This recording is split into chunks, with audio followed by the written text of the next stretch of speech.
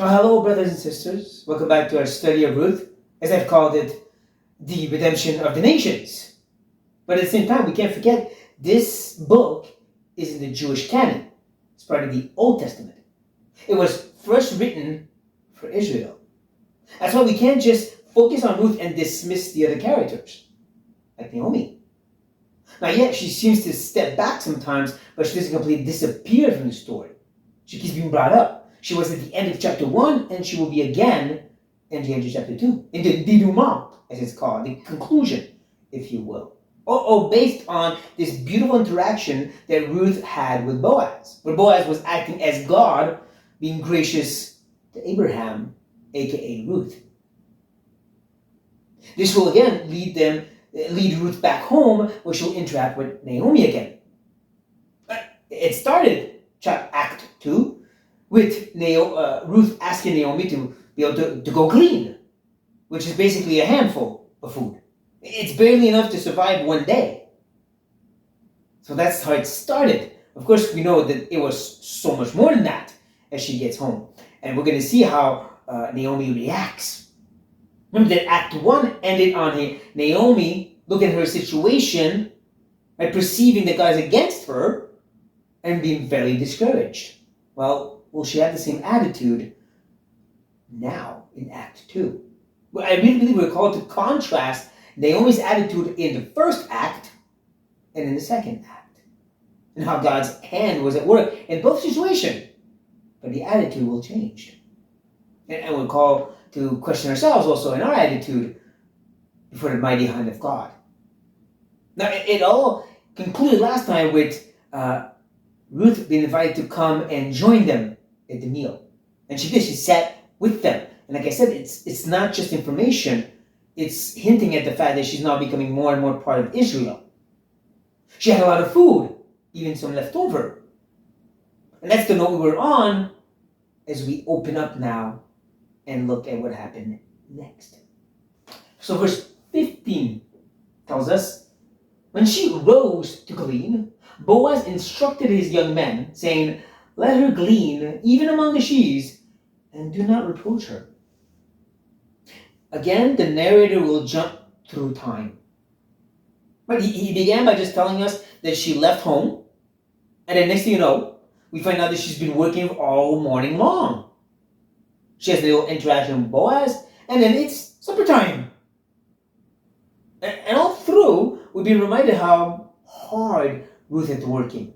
Here again, they eat, we don't know how long the meal lasted. Some say it was very short, others say it was lavish and long. The point is, that's not important. What's important is Ruth went back to work. That's where the narrator wants to go. Here's Ruth, who's had abundance, still seeking for more because she's providing for her mother-in-law. She's been very faithful in her covenant with her to provide for the home, even though she owes her nothing. But even in her faithfulness, we're seeing that God has been extra gracious through the hand of Boaz.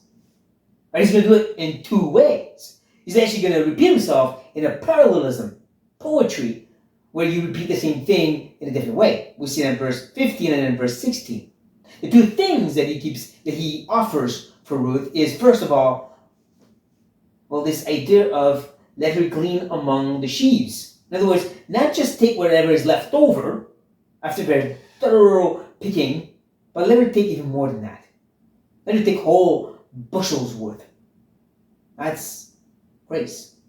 The second thing being, don't reproach her or don't humiliate her, to be more precise. It goes well with what Boaz told Ruth. I told my young men not to touch you, hurt you, rape you. The idea being, again, protection. What God offered Abraham, gracious, extravagant provision and protection, she's getting the Moabites through the hand of Boaz. Like I said, he's representing God here. And as I said, he's going to repeat himself, actually, in verse 16 when he says, and also pull out some from the bundles for her and leave it for her to glean, and do not rebuke her.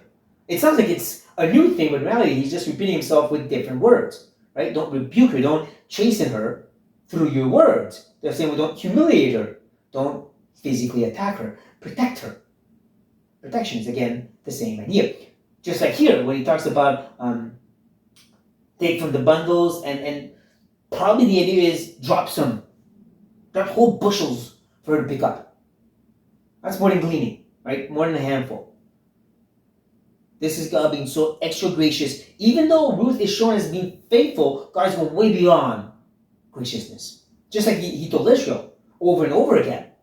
Right? You're going to enter the land of Canaan. You have to work, and you'll have good reaping, but it's going to be more than that, right? A land of milk and honey.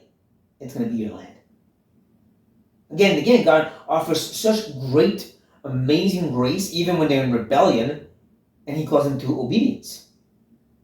That's what Ruth is getting. And the narrator wants to bring it home with one little extra word. Again, he doesn't have to tell us this information of how much she got, but he wants us to see how gracious God is to her. So he says this. So she gleaned in the field until evening. Then she beat out what she had gleaned, and it was about an ephah of barley. Here again, the narrator doesn't tell us how long that is. It's just that she's been working from morning until evening. She worked hard. So hard that she got an ephah. An ephah is more or less about 25 pounds of barley. Again, gleaning, about a handful. Maybe two if you're really, really lucky, if I could put it like that. She got 25 pounds worth. That's enough for days of food for her and her mother-in-law. Even if she worked hard, the fact that she had so much shows that God has been extra gracious and merciful and good to her. We have to see that. She worked hard, yes, but God goes way beyond you working hard and reaping what you sowed. Way beyond. That's our God. That's her God. And so, of course, she's going to take it home. And we're going to see now how Naomi reacts to this. And she took it up and went into the city. Her mother-in-law saw what she had gleaned. She also brought out and gave her what food she had left over after being satisfied. Don't miss how she saw it, the mother-in-law. She can perceive physically God's blessing. Why? Because in the first act, when she saw God's hand at work, right? She left with a lot, she came back with nothing. She saw God at work, and she said, God is against me. God's hand is pressing me. He's causing me to be very bitter. Change my name even if you have to. Well, what she's going to see here is going to change her story completely. The words coming out of her mouth will be completely different than what we saw in Act 1 because of what she saw, she perceived. God didn't change, but she's noticing something that she missed the first time around. She's seen also the leftovers. Again, just like when Jesus feeds the 5,000, feeds the 4,000, and there's leftover. Now we see what Ruth did with it. She didn't just take the food for herself for later on. She took it to bring it to her mom, so she would have food right then and there. Mother-in-law. That she would have food right then and there. Barley was not food. It was something used to make food. So at this point, at the end of the evening, Naomi's very hungry. She didn't get any food, just like Ruth.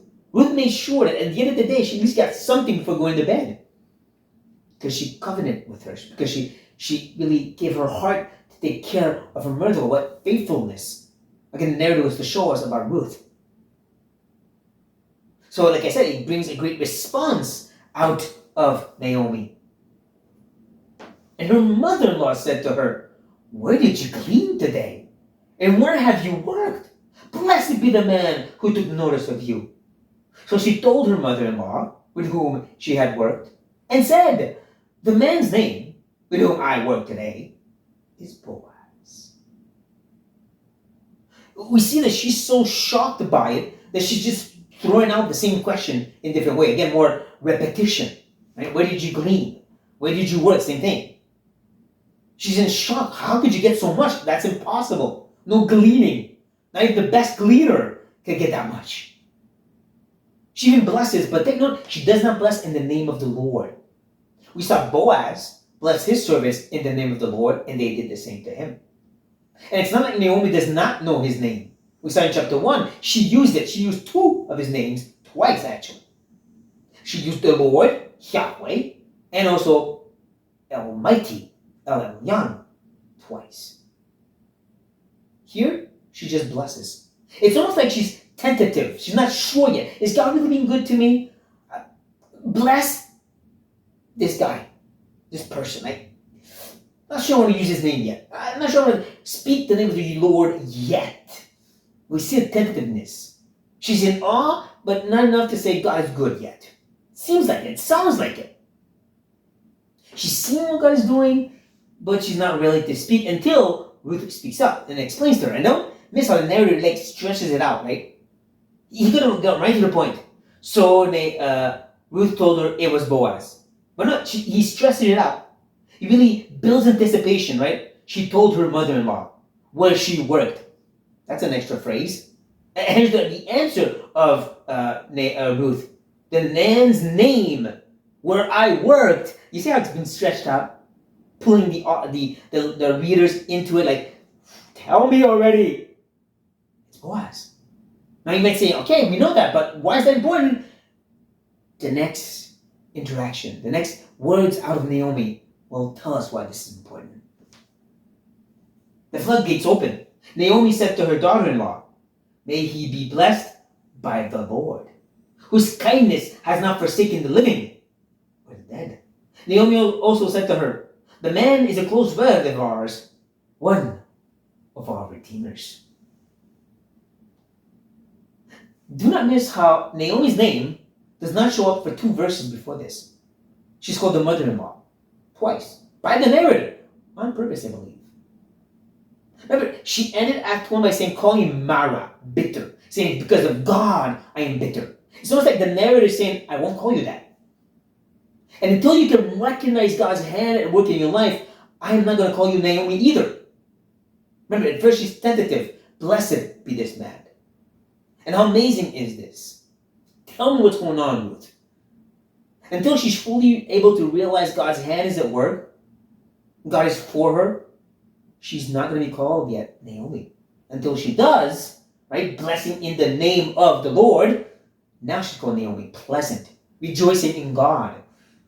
It's almost like the many times God calls Israel by other names, like Egypt, and Sodom and Gomorrah, and Holibah. Because he's saying, you're not really like Israel, who fights with God, who has a relationship with God. The way you're acting, no, you don't deserve that name yet. I'm going to call you other names. I can feel that by the author here, God, of course, but the narrator being used by God. She's blessing in the name of the Lord, whose kindness, whose hesed. She didn't use hesed in chapter 1. When she gave her big speech about God being against her, she never used God's hesed, faithfulness, compassion, covenant love to speak about what she went through. Even though God protected her and led her all the way back to Israel with somebody willing to give her life to protect her and care for her, she still didn't see God's compassion in that. But now she does. Again, I believe that's why her name is Naomi again. Kindness before who has not forsaken the living. See, again, you can kind of hear a bit of Naomi's bitterness saying, it seemed like God forsook me, but maybe I was wrong. Maybe I was wrong. He doesn't forsake the dead also. This most probably referring back to her family. Remember, again, she said, I went to Moab with plenty, and I came back with nothing. But technically she had nothing when she left Israel. It was a famine, except for her family, her husband, the 2 male heirs. That's richness for Israel. But she came back with all 3 of them dead. With no way to give a name of Elimelech to stay alive. Right? His descendant will never exist, but now God's provided for it. Her dead son, connected to the dead husband, that family name will continue through this kinsman redeemer. Because that's the way the law worked. The first child will be named under that name of Elimelech, of Malchon, or the other guy. I forgot. It will continue the lineage. Right? The fact that we can say that David, I mean Jesus, comes from Elimelech is because of a guy named Boaz. The kinsman redeemer, representing God here. But she says something kind of weird though by saying he's a close relative of ours. Ruth is not Israelite. And the second her husband died, she was actually free from Israel itself. Not being part of the family, she didn't owe anything to Israel. Like Orpah, she could go back and marry another Moabite, and the name of her husband dies out, and it's okay, because she's not Israelite. Ruth chose to be part of the family of Naomi even after her husband was dead. Chose to associate herself with Israel to the point that she ate with them, she sat with them. Like I said, she became part of it, and slowly we're seeing it. It's because of her covenant attachment that she can be said to have a close relative in Boaz. It's her choice that brought it.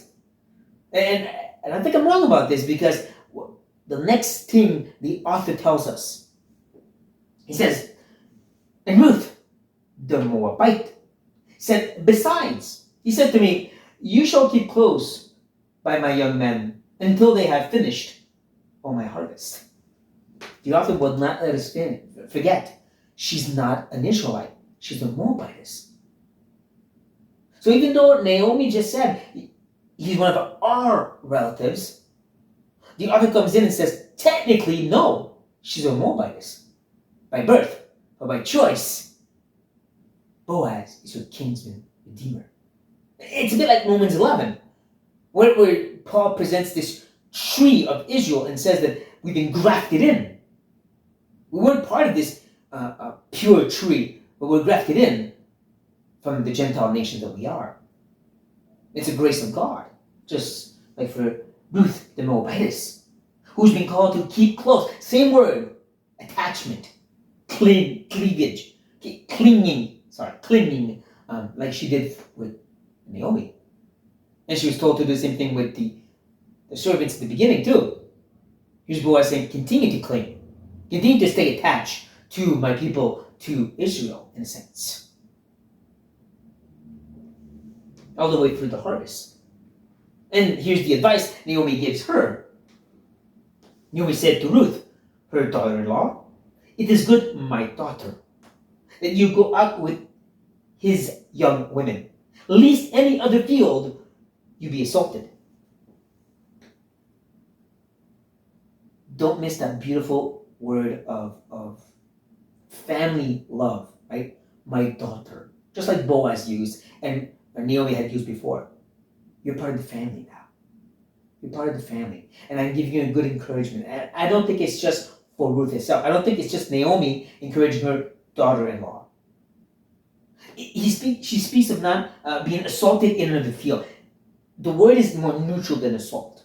It could be being blessed in another field or assaulted. The translator opted for assault, because it sounds like she's really warning her. So it makes sense. It would lean more towards danger. But the whole point, what I'm trying to get at is, like I said, I don't think it's just Naomi saying to Ruth, be careful. But it's more the writer, the Holy Spirit, God, telling his people who's reading this book, be careful and remain. That's something God tells his people over and over again. Remain faithful to my law. Remain faithful to my statutes and my rules and my sacrifices. Remain faithful to that. Don't go into the field. Don't go to other gods. Don't follow the other nations. He tells them from the beginning. He tells from Abraham all the way to Israel when they entered Canaan, and after even. Also. I believe here's God saying the same thing to them. If this was truly written in the time of David, maybe his end of his kingship, or maybe a bit after even, it makes sense that they're being warned, be careful. Because of that, it's Solomon, and then it just goes downhill from there. And they're all being warned, don't go into the field. It's going to go bad for you. This is a reminder for us too, where Jesus tells us to abide in him, to remain hidden in his finished work. But not just that, right? Because he says, keep my commandments and abide in my love. Not earn my love. Remain in that love by remaining in the light, as John will tell us in 1 John. Remain faithful in that, what God has given us, and that's where his love and intimacy is. And I believe that's what he's trying to hint at here. Maybe I'm going too far, but I don't think so. Because this was written not just about Ruth, but for the audience. And here's where the narrator is going to get the last word, actually, like in Act 1. And it says, so she kept close to the young women of Boaz, gleaning until the end of the barley and wheat harvest, and she lived with her mother in law. The fact that he takes the time to mention that she lived with her mother-in-law during all of that shows that she's remained faithful to that covenant towards her. I mean, this point, she's being blessed beyond blessed. She could say, you know what, I don't really need you anymore. I'm going to go off and do my own thing. And it's not what we do when we're blessed by God. When God opens amazing doors, we tend to kind of drift away from our covenants, from our promises, from people responsibilities and people counting on us. Marriages, church. But Ruth, she remained faithful. She remained faithful to her mother-in-law like she promised. She did that for about 2 months. That's the time of the harvest. About 2 months, more or less. That's it when we get to chapter 3. And we see the whole story with Boaz once again. It's probably the end of it. So about 2 months later. For 2 months, she faithfully just worked. Didn't try to get married. She just worked to provide for her mother-in-law. Again, a good reminder for us to be faithful in the long term. In perseverance term. Not hope for a quick fix. I'll get married and boom, forget everything. Forget her. I'm out of here. No. She just kept providing. Kept working hard for 2 months. She didn't think of Boaz until her mother steps in, but faithfulness, obedience. But like I said, though, this story, this part at least, is more about Naomi. Naomi, who at first saw the negativity, the difficulties, and everything saying God is against me then. The Almighty has pressed against me. I am mad now. But then she saw that no, she was wrong. God was for her. He had not abandoned his people, abandoned his hesed upon her and her family, as she thought he did. Now, for us, it's not about being able to see God's blessing and be encouraged by that, because things change. If you're focused on when God's blessing or not his blessing on you, then you'll be fluctuating. You'll be like James says, going to the different waves of the wind.